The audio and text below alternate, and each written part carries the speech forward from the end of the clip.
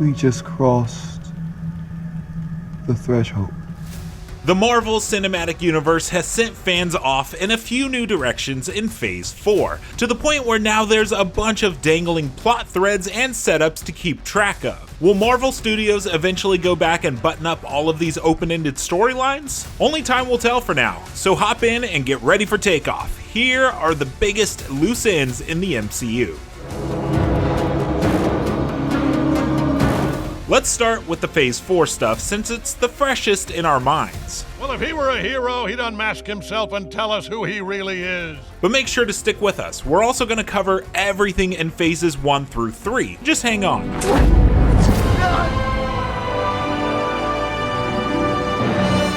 Starting with the big ones, we got Kang and the TVA. Existence itself exploded into infinite multiverses at the conclusion of Loki Season 1 after the Loki variant Sylvie murdered He Who Remains. This causes Loki to find himself in a new variant timeline ruled by a full-blown Kang the Conqueror. But someone is coming. Countless different versions of a very dangerous person, and they're all set on war. We need to prepare. He Who Remains promises that we'll meet more of his variants soon, and it just so happens that Jonathan Majors is set to play Kang in Ant-Man and the Wasp: Quantumania in 2023. Everybody back to work! This one's from Spider-Man Far From Home, the very first Phase 4 film. In the post-credits scene, we learn that Talos the Skrull is on Earth masquerading as Nick Fury, while the real Nick Fury is in space with the rest of the Skrulls. And it's not totally obvious how long he's been there, or what he's doing. You are familiar with the thought experiment, the ship of Theseus in the field of identity metaphysics. Back on Earth, there is definitely a rogue synthezoid on the loose. This version of Vision was reanimated in WandaVision as a government weapon, but his conversation with Wanda's magical recreation of the original Vision caused a complete reboot. White Vision gained all of the original's memories and declared himself to be the true version before flying off to parts unknown. Also from WandaVision, Monica Rambeau goes through a lot during the show, but her newly acquired superpowers catch the attention of an old friend of her mom's. A Skrull was sent to recruit Rambeau, and as she pointed up to indicate where they're going, she's presumably going to space to meet Nick Fury.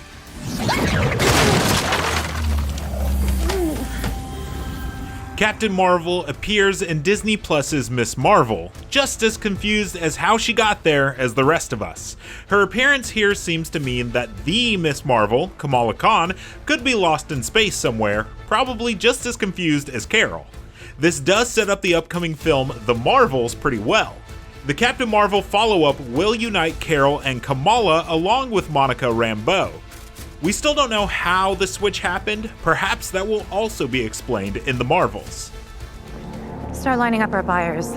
Super soldiers might be off the menu, but we're about to have full access to government secrets, prototype weapons, you name it. After a lot of back and forth, Sharon Carter, revealed as the Power Broker, returns to the United States and gets right back to being one of the shadiest characters in the MCU, now with full access to the US government and its resources.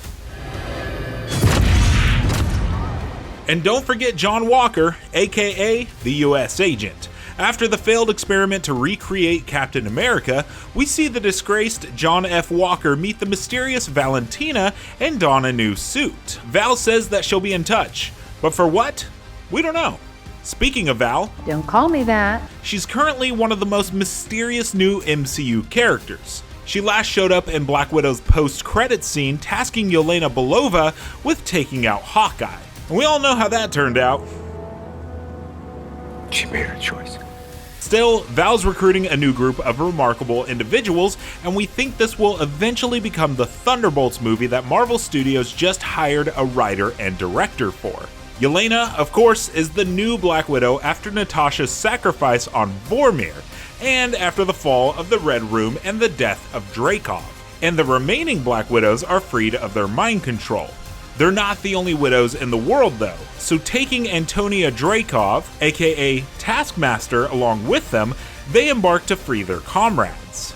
So the widows and a restored Taskmaster are all still out there, somewhere.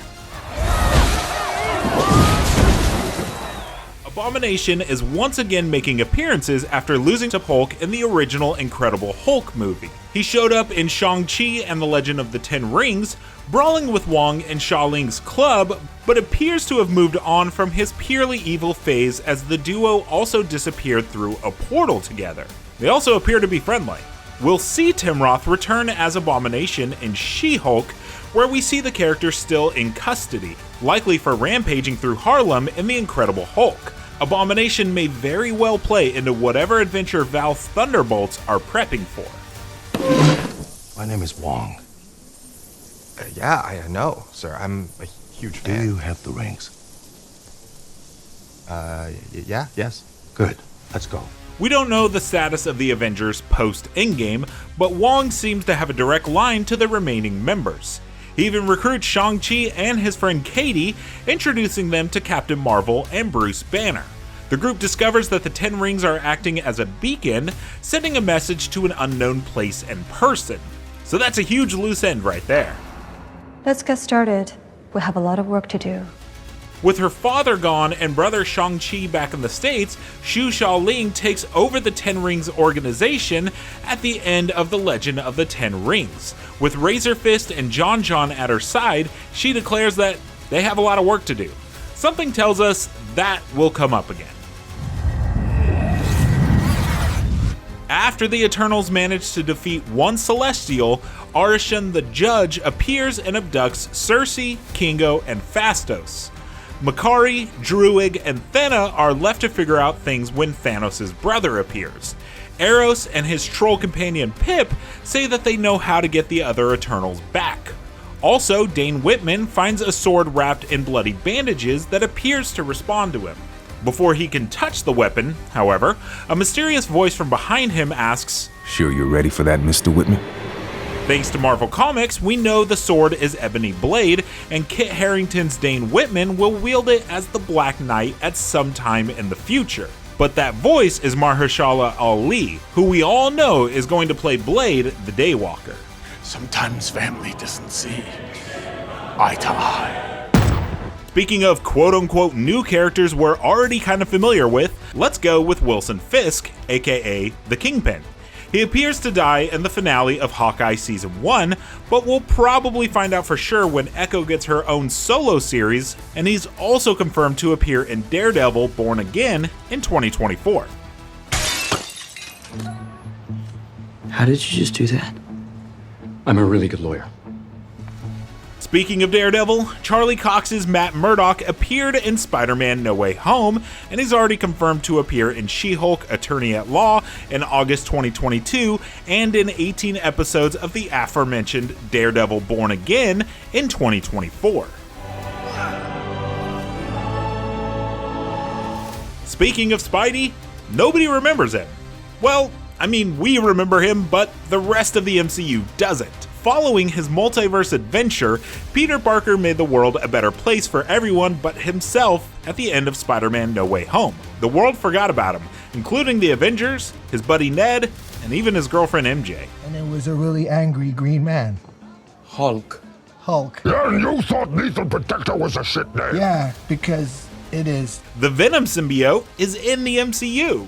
The Sony Venomverse variant of Eddie Brock and Venom briefly appear in the MCU thanks to Doctor Strange's multiverse shenanigans in Spider-Man No Way Home. It might seem like just a fun cameo, but a teeny tiny piece of the Venom symbiote gets left behind, so there's a good chance the symbiote will make its way to Spider-Man at some point in the future.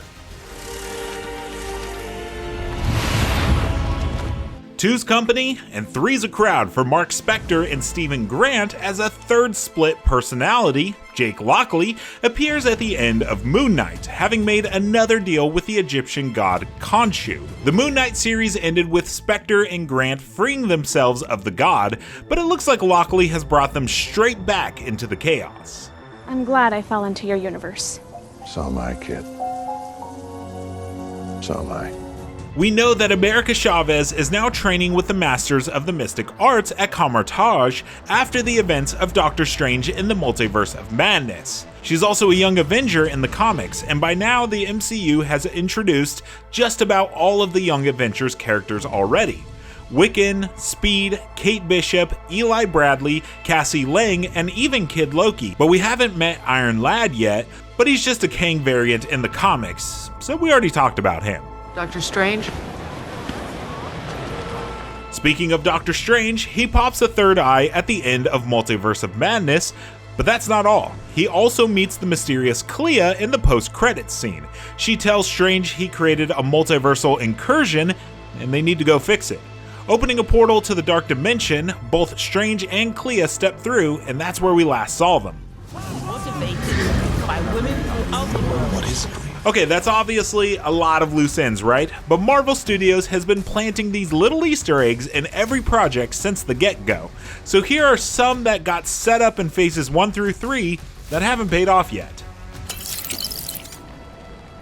Gamora? Star-Lord and Gamora.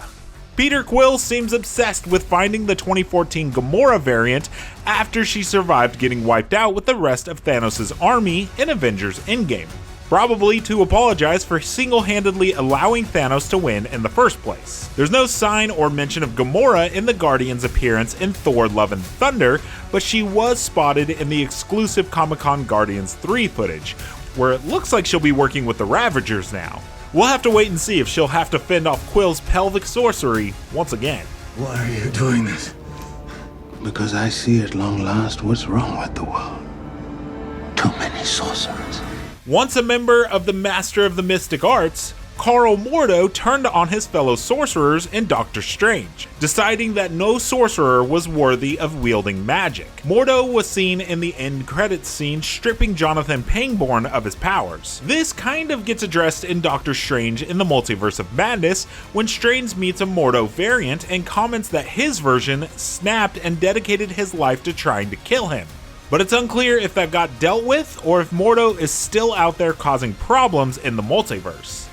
High Priestess, the Council is waiting. In one of the Guardians of the Galaxy Volume 2 post-credit scenes, we got Adam Warlock. Aisha, leader of the Sovereign, created a weapon capable of destroying the Guardians of the Galaxy, who she's mad at because they stole the Sovereign's Hobulary battery. You wanna buy some batteries? Look who it is. What are the odds you and I'd end up at the same summer camp? Remember when Scorpion met Vulture in prison in the mid-credits scene of Spider-Man Homecoming? Well, if you thought that meetup eventually led to a Sinister Six team-up style situation, well, that might actually happen, just not in this universe, since Michael Keaton's Adrian Toomes got zapped into the Venomverse in the post-credits scene of Morbius. This is what I was trying to explain. I don't know what. You've been ladling into yourself. Last but not least, Samuel Stearns literally expanded his mind in The Incredible Hulk in 2008. Stearns helps Banner try to find a cure to his condition.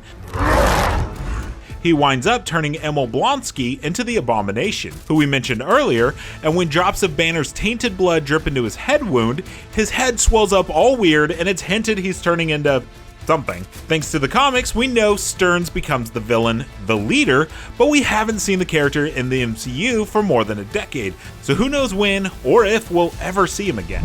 So what do you think? Did we miss anything? How about the massive celestial head and hand sticking out of the ocean? Is anyone ever gonna mention that? No, I don't think I will. Anyways, let us know what you think in the comments, and for more Marvel, check out our review of Thor: Love and Thunder. And don't forget to follow and subscribe to IGN wherever you like to watch. You said this would be a relaxing holiday.